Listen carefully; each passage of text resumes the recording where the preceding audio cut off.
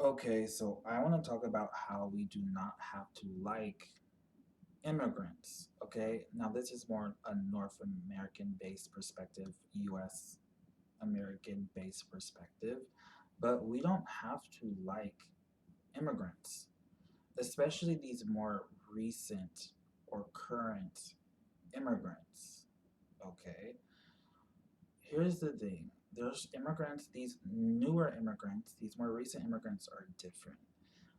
These immigrants are coming here and they're making these tribal islands here that are causing all these issues and this different friction in this country.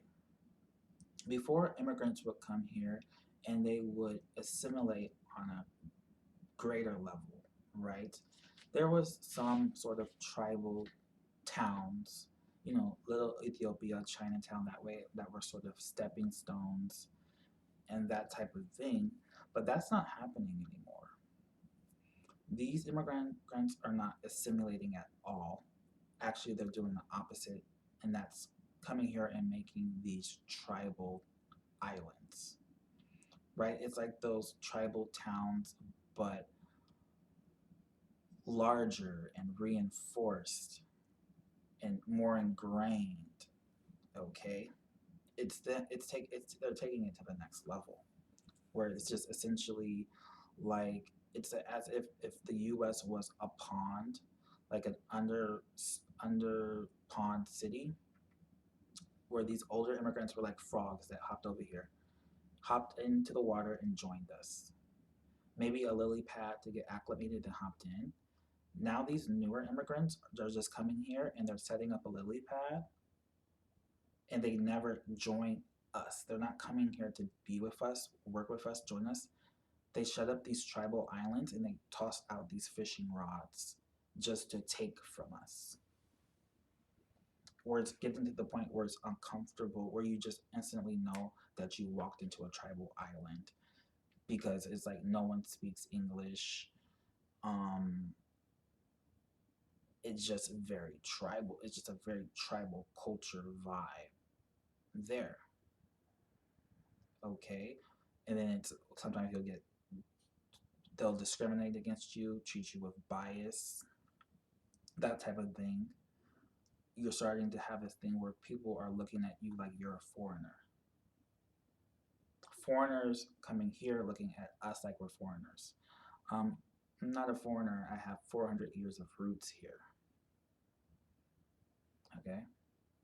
Some of my lineages go back here like 5 or 6 generations. Some of them go back to the 17th century. Okay.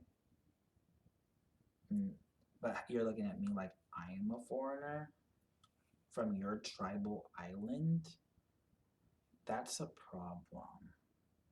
Okay. It's not just that, it's just when we could see it like with the pandemic. Yes, I believe that sort of discrimination towards Asian identified people was a problem, but on some level, xenophobia is physiological. So if these sort of Asian identified Oriental cast people try harder to like assimilate and integrate, it wouldn't have been so bad. In times of like destability, you know, that is going to flare up. So these sort of unfamiliar people became a target because a lot of, not just them, but a lot of people are coming here and setting up these tribal islands where they only leave these tribal islands if they absolutely need to. I'm saying that, like, for example, I noticed, like, how there's certain tribes that will be like in certain professions, like nail salons, people who do nail salons, it's like usually very specific tribes. I never see those people at the grocery store. And these are different sort of income neighborhoods of different concentrated incomes. You don't see them at the grocery store. You don't see them out and about. You don't see them at events. You don't see them at the club because they shop at like the tribal stores in their tribal islands. They don't leave their tribal islands unless they absolutely need to. They do everything within their tribal islands. And then there's even an issue of that, of this sort of hoarding money. Like, I don't go to tribal restaurants anymore because there's like this one way support there most of the time. Okay, because like there's like US American heritage, North American heritage sort of restaurants, or just like general restaurants, even like Americanized things like Rubio's, right? So we're going to like Creole restaurants and Cajun restaurants and soul food restaurants and that type of thing. But we're also going to like eating like Mexican restaurants and Italian and Chinese and Japanese. But these people don't go to soul food restaurants or Creole restaurants or Cajun restaurants or US American pubs and US American food and even Americanized food. They just stay within their tribal islands. It's like this one way support, which is not surprising because you don't even see them in a grocery store. They shop in tribal islands. They don't go to the club. Like, you can go to a club and it's cosmopolitan. People with all these different origins and appearances are there, but not these people who set up live in these tribal islands. They go to clubs in their tribal islands where everyone looks like them. Everyone speaks the same language. Only some of these feel cool immigrants, or they're like second or third generation, or us people with like these heritage North Americans, the ones with deeper lineages or roots here, go to those clubs. Is why they're cosmopolitan, not because these tribal islanders are going to them. Okay, so there's a sinister aspect there of the one-way support, the bias, the discrimination, the xenophobia, but also it's kind of sinister that they're not coming here to be with us. They're not coming here to work with us. They're coming here to take from us. Like the lily pad putting a fishing rod, they're just here to take our money and exploit us. But then that's getting even more deeper and sinister because it's where it's like you're starting to see these immigrants starting to monopolize positions. Like, you can go to a hospital and it's like seems like 70, 60, 80% of the doctors are immigrants. Why? But then specific immigrants, right? What we're realizing is that there's like a crown caste system here in North America, in the US, where it's like any country that had an affiliation with the British monarchy is being prioritized over heritage North Americans, right? US Americans, North Americans with roots here. There's a more sinister thing happening here where they're trying to turn heritage North Americans into like this underclass while bringing in these immigrants as this new sort of caste or something like that, right? You can see this in China, right? So China could sort of uplift all of its citizens to this sort of decent standard of living, right? But instead, they are intentionally keeping a lot of Chinese citizens poor so they can have those poorly paid factory workers, right? Because since China is basically like the supplier of the world, sometimes so they created this sort of undercast, right? And then to fill these professional roles and these other roles, they're just it's like this immigrant cast, okay? Like, people from other countries are going there and setting up business in China, not people with like deep lineages in China. They're keeping them in that lower status so they can have this cheap labor. Okay, and then like they're giving that illusion that you could like rise to the top, but now it's just very legacy based, right? That's why they find it so important to marry higher income families, find it important to marry into other higher income families. It's just legacies and immigrants that are sort of perpetuating this higher caste in China. And that's what they're doing here in the US. They want heritage North Americans to be debt slaves and and prisoners, right? Because if you say you want to be a doctor, you're a heritage North American, you want to be a doctor, right? You go to school, you go into debt to become a doctor, you're not going to be able to find a job in a prestigious hospital or even a decent hospital because it's already filled with immigrants from the crown caste, right?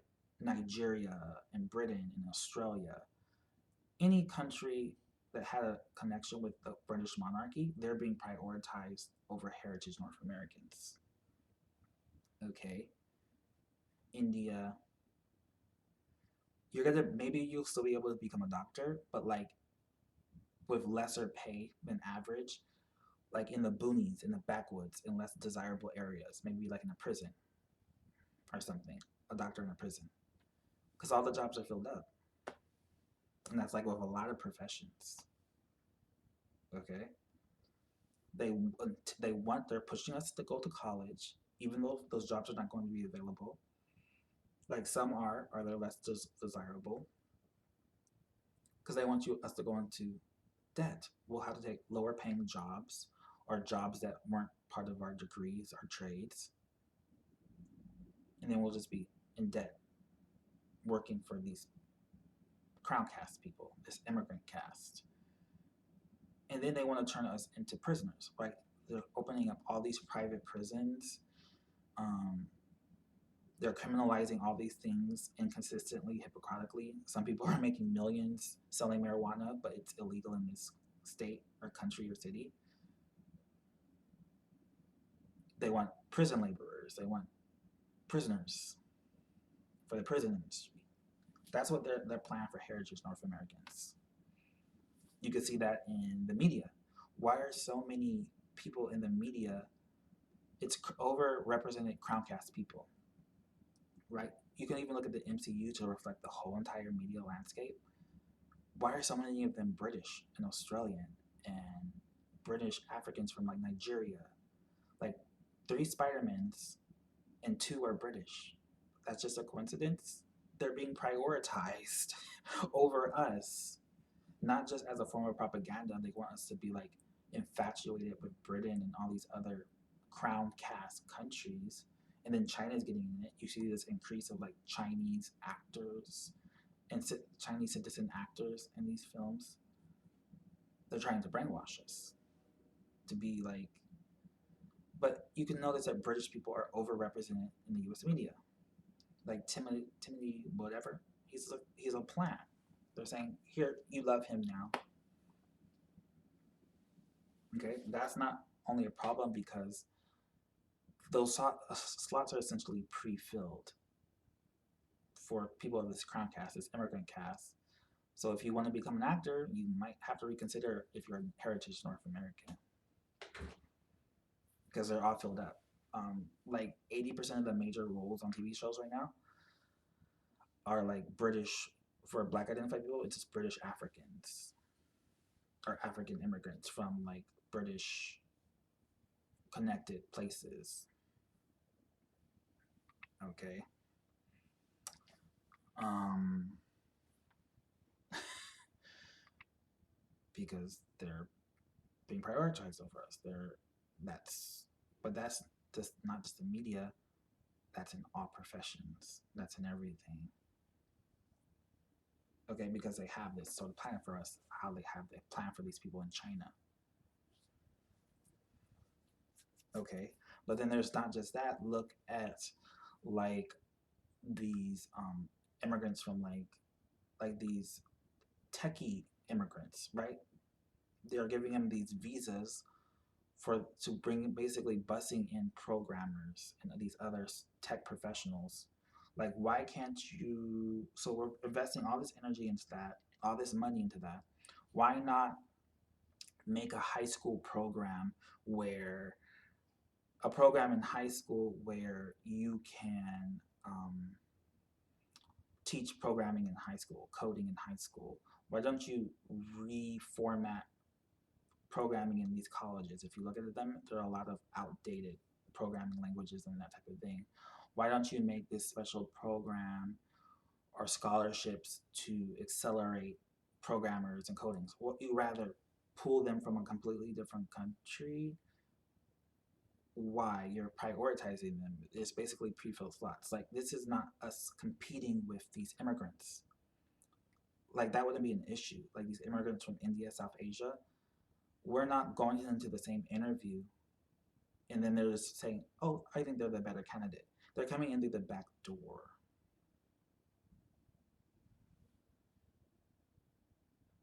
Okay, because they already have a plan for us. They expect us to go to be debt slaves or in prison or these other sort of less paid positions and jobs. But if they bring in these um, immigrants, they have this sort of guaranteed voter base. They sort of reinforce this crown caste system, right? Because they rather get people of their own type. Okay,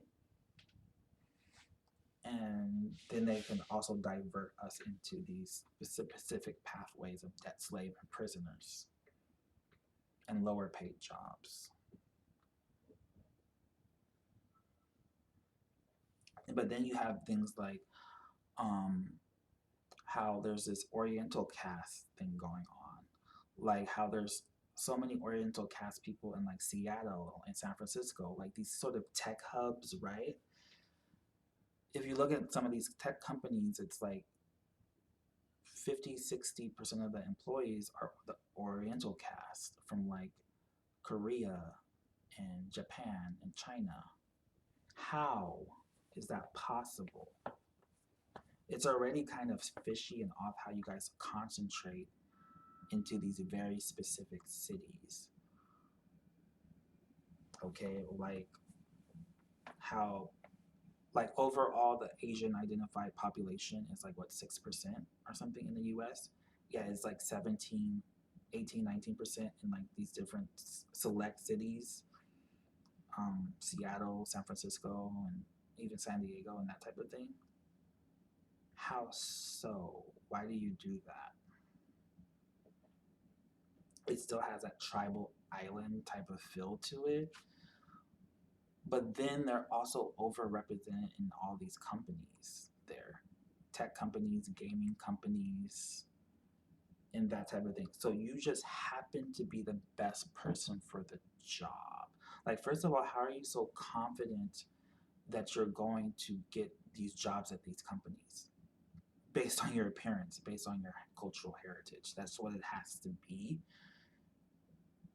And then you just happen to be the best person for the job, right? Because other people from around the state would go there for jobs and that type of thing. Of course, it's going to reflect if you're 17% of the population in like Seattle, then the company would be around there, but it's not even like 17%. First of all, it's like 50 or 60 sometimes. And a lot of these companies up and down the West Coast, maybe it's in New York, I don't know, maybe a little bit in Austin and some other places, but you know what I'm saying. Like, you just happen to be the best person for the job, or did they hire you because you look like them? Oriental coded passing. That's hella castus. So these immigrants are coming here and practicing very castus, discriminatory, biased behavior, like on an institutional, societal level, where even our own officials are in on it and participating in it or exploiting it themselves. Hmm? There's even this thing where it's like people want this sort of niches so bad and so hard where I mean like even like Asian identified and white identified people are discriminating against other Asian identified and white identified people. If like I only can describe it like the weasels and the foxes. Like weasels and foxes pervert other weasels and foxes. Just because like these oriental caste immigrants are more reliably from these act like the academia are more reliably like weasels and foxes, they are pulling them from there than hire rather than hiring their own fellow heritage North Americans. like how can I say this? Like, um, there's someone like John Cena, okay? Big, bulky, earthy type of guy, right? More wolf vibes, more bear vibes, maybe even some more jaguar vibes there. If the people who are built like him, look like him, have that appearance, who can program, who can design, who can write, if they go to some of these interviews in like Seattle and San Francisco, and it's like one of the employees is like also white identified, they will not hire him because he's not built like, life, lightweight, cute. I don't know what you want to describe it, airy type of thing. Like not Michael Sarah vibes, you know what I'm saying? They'll discriminate against him because he's too bold. He's too bulky. Like fine, it's like almost bold phobia. It's like these fine types, these fine built types, fine appearance types prefer themselves so much that they're pulling people from these Oriental countries, these academia inclined immigrants, because there's a difference between slightly different behavior from these like academia, techie, STEMmy immigrants and like these more essential worker, like open up or tribal restaurant types. You know what I'm saying? Like at least those types know typically speak more English, right? You can go into like one of these convenience stores owned by some of these people. They've been here 10, 15, 20 years and they barely speak English. How have you been living here for 10, 15, 20 years, but you still just know business English enough to get by? I've encountered people who are like second generation immigrant and they barely speak English. That's how sort of isolated they are on these tribal islands. Okay, second immigration. You know how like sometimes you'll meet a second immigrant, generation immigrant, and you didn't realize that they came from like some other place. They just speak English very clearly, and that type of thing. This I've encountered second generation immigrants. They can barely speak English because like they're isolated with their parents in these tribal islands. But back to saying like they wouldn't hire John Cena or some these other WWE looking or like NFL linebacker. Like a lot of they can program, they can draw creatively. Just with a certain build, they're just more reliably fine, more reliably airy. So they're pulling immigrants from there. But it's also this almost sort of backstabby energy where it seems like these more waspy types and some other types were basically like, huh. I don't know if they wanted to emulate China, but they were like, what if we like turn other heritage North Americans as an underclass and then we just pull other immigrants to make this own little upper class, something like that. There's also these like crown cast loyalists, I guess. Some of you have more loyalty to these British monarchy, these other monarchies than your own fellow uh, heritage North Americans. Okay, those type of people have bounded together to make this sort of immigrant caste or this academia caste. Okay, and and other heritage North Americans have joined in that, thrown us under the bus. So now we're going to be we're this undercast, and then they bring these other like essential working class type of immigrants to you know take these other jobs, open up these other restaurants and convenience stores and all this other type of thing as well. But you might be noticing like this widening gap where it's more like, I mean, this whole country is ghetto, but ghetto light and super ghetto. Now it's just becoming more broad type of thing. Okay, so no, we don't have to like immigrants. There's lots of sinister activities here.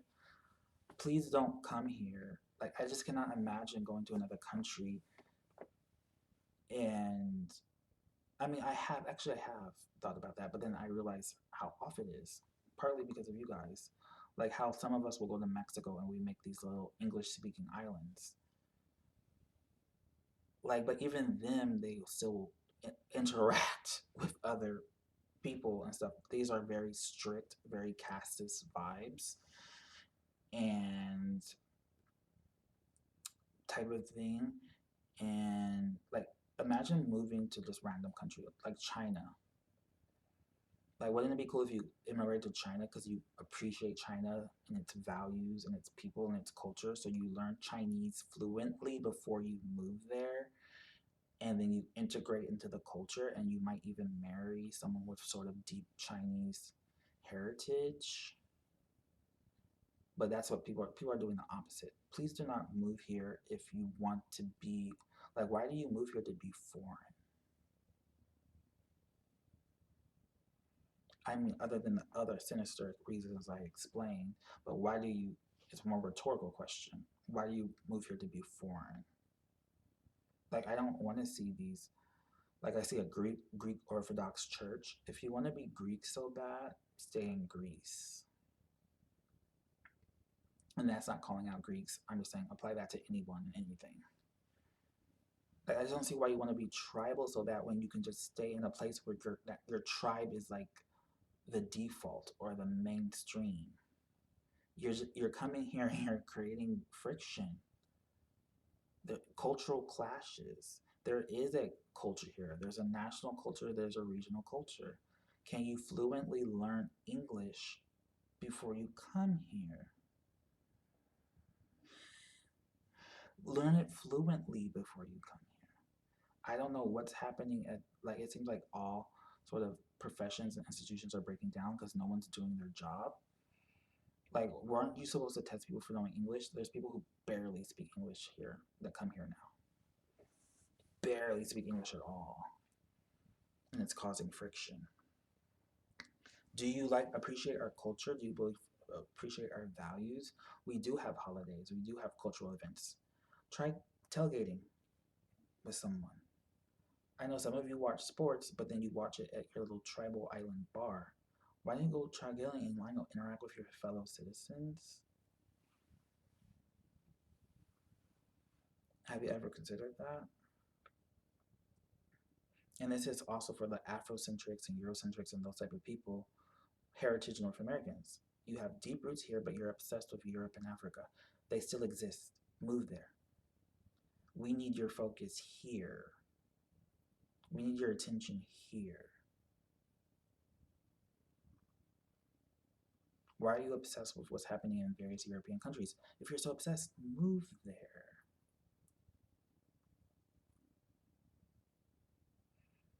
And then the people who throw us under the bus, you crown cast people, even though you have deep heritage North American roots. How dare you? Uh, our originators fought for this country. They built this country, sometimes literally. Our money built it, and you're prioritizing foreigners over us. You're prioritizing the British monarchy over us.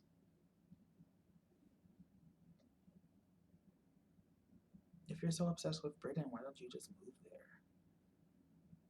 Like, I can't believe there's like heritage North Americans who it's like you guys are on these like stilted islands. Like, you're not North American. You're not a Turtle Islander. And Turtle Island is about to start spitting a lot of you out, right? A lot of us are like reincarnated ancient Americans, and the land can recognize that.